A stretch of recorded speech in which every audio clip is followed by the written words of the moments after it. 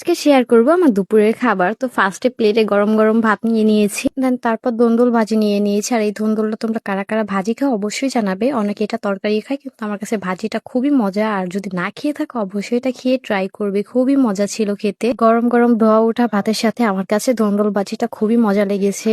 আর এটা আমার কাছে আগের থেকেও খুবই মজা লাগে, এটা তোমরা অবশ্যই ট্রাই করে দেখবে, ভাজিটা খুবই মজা।